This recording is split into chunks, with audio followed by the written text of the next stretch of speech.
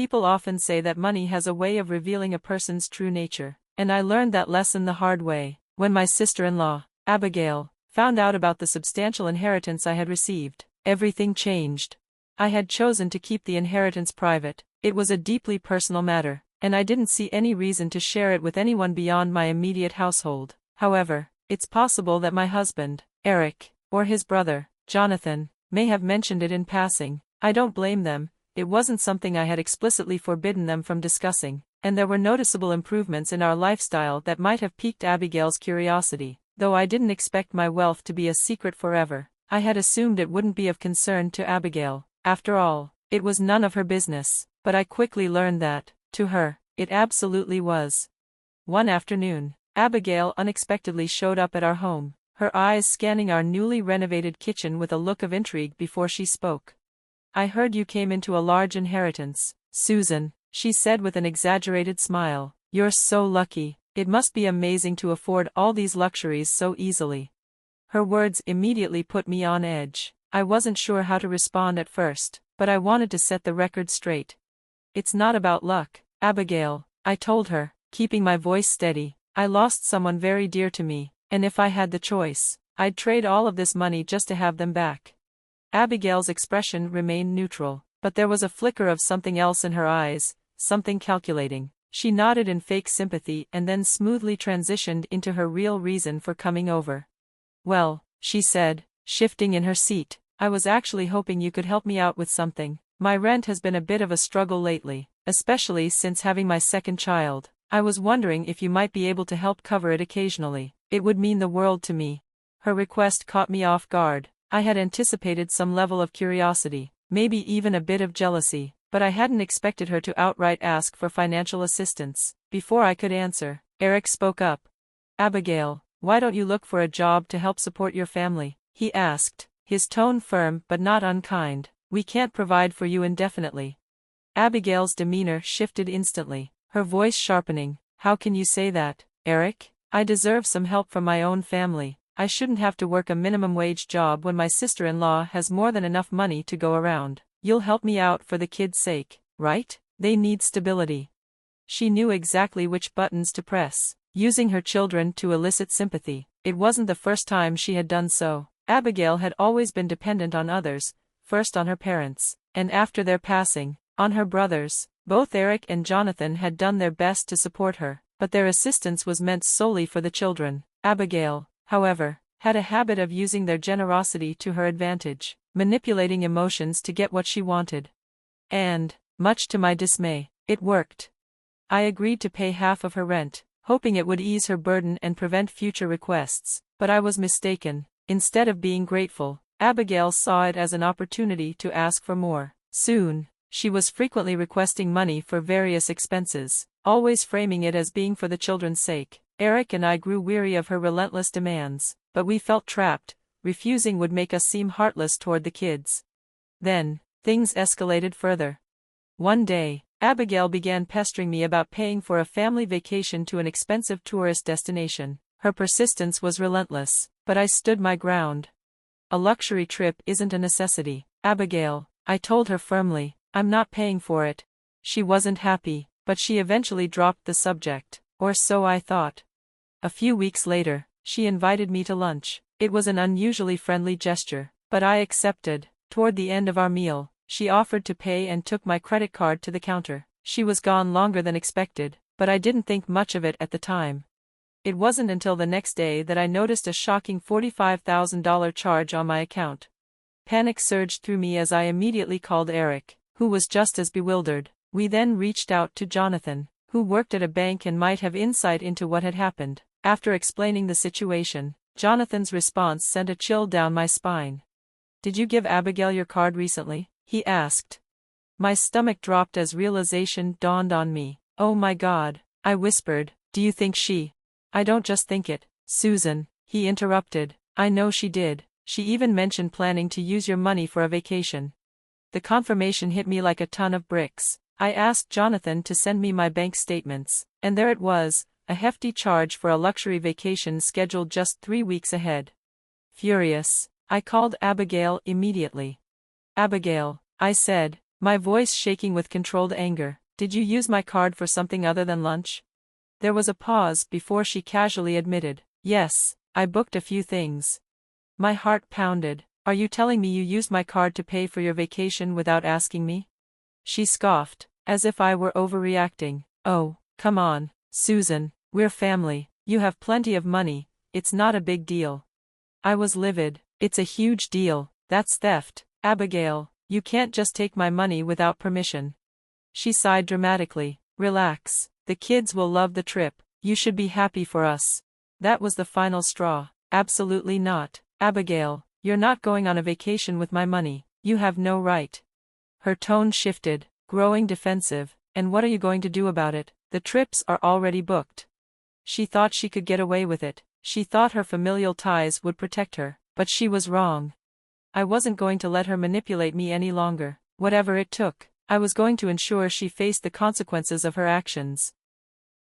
I felt completely ready to move forward with my decision. There wasn't much preparation needed on the legal side because the evidence was already overwhelming. Everything was stacked in my favor. When I told Jonathan about my decision, he was fully supportive. In fact, he found the whole situation so absurd that he even sent me screenshots of his conversation with Abigail. In those messages, she openly admitted to using my credit card to pay for her vacation. What made it even worse was her complete lack of guilt. She was actually bragging about how clever she was to pull off such a trick. It was unbelievable. I immediately sent the screenshots to my lawyer. However, I instructed them not to take any legal action just yet. I wanted to wait for the perfect moment, right when Abigail was already on her way to the vacation she so proudly stole from me. For the 3 weeks leading up to her trip, Abigail never once reached out to me. She was so caught up in her excitement, planning every little detail, that she didn't suspect a thing. Meanwhile, I was quietly gathering everything I needed, making sure my case was airtight. Finally, the day arrived. The moment she stepped onto the plane, I put my plan into action. That was when I filed the lawsuit, knowing she would be completely blindsided by the consequences of her actions. At this point, it wasn't just about getting my money back, it was about making Abigail understand that what she did was wrong. She needed to learn a hard lesson about respect and boundaries. People like her think they can take advantage of others without facing any consequences, and I was determined to prove her wrong. Everything was in place. Now, I just had to wait for her reaction. It didn't take long. Soon after she arrived, I received a frantic phone call from Abigail. Her voice was shaking, and I could tell she was on the verge of tears. Susan, what is happening? The hotel just told us that you canceled our reservation. Our shuttle was canceled too. We had to rent a car to even get here, and now they're saying we don't have a room. I calmly responded, yes, Abigail, the bookings were indeed canceled. What? You canceled everything? Why do you sound so calm? Did you think I would let you go on a trip I never approved or paid for? There was silence on the other end for a moment. I could almost hear her brain trying to process what I was saying. Then, her shock quickly turned into anger, and she exploded. What the hell, Susan? How could you do this to me? You need to fix this now. Rebook the hotel. I wasn't fazed. Oh, absolutely not, Abigail, and even if I did, what would you do? I also canceled all of the activities you had planned, including that fancy dinner reservation you were so excited about. You canceled those too? How can you be so cruel, Susan? How could you do this to your own family? I shook my head, even though she couldn't see me. Abigail, people who steal from me and act entitled about it don't qualify as family. You've made it clear that you see me as nothing more than an ATM. Well, I'm done playing that role. Abigail wasn't finished, though. Her next move was to try and threaten me. Just wait until I get back. I'm going to teach you a lesson. I'll call my brother, he'll put you in your place. I laughed softly. Go ahead and call him, Abigail. See what he has to say. Oh, and one more thing. You might want to start figuring out how to get home because I also canceled your return tickets. That was the last straw. Abigail lost it, screaming and cursing at me, but I was done listening to her tantrums. I simply ended the call, feeling more at peace than I had in a long time. I knew she would try to manipulate our brother, Eric, into taking her side, but he was already prepared for her nonsense. When she called him, he shut her down immediately, telling her that she had brought this upon herself. The thought of her stunned silence when he refused to help made me chuckle. A little while later, my phone rang again. This time, Abigail was crying, real tears, not the fake, manipulative kind. Her arrogance was gone. Susan, I'm so sorry. I should have asked before using your card. I just wanted a nice vacation for me and my family. I wasn't falling for it. Don't lie to me, Abigail. You wanted a vacation for yourself, and you didn't even bring your kids, so don't try to play the family card now. She sniffled. I know I messed up. I have no excuse. Please, just rebook everything for me. We don't have enough money to stay here. You should have thought about that before booking a vacation you couldn't afford. I replied firmly. I'm not going to help you after the way you acted. But I already said it was a mistake. Why are you being so difficult, Susan? If you had just helped me book a vacation, I wouldn't have had to go behind your back. I sighed. Abigail, I am not responsible for financing your lifestyle. You had no right to steal from me, and I owe you nothing. And in case you haven't realized, none of your brothers are on your side either. She had already tried to get sympathy from them, but they weren't buying her excuses either. Now, she was truly alone. Desperate, she tried one last plea. Fine, don't pay for the trip, but at least buy us tickets to fly back home. Please, Susan, don't leave us stranded. No, Abigail, I told you, I'm not giving you another cent. You'll have to figure it out yourself. Her tone changed instantly. I will remember this. Susan, you're mocking me while I'm suffering. I'll get back at you for this. This isn't over. I smiled to myself. Oh, you're right about one thing, Abigail. It's far from over. But instead of focusing on revenge, you should be worrying about the lawsuit I filed against you today. There was a sharp intake of breath on the other end. What lawsuit? What are you talking about?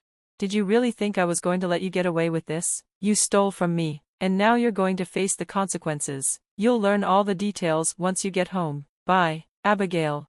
I hung up before she could scream at me again.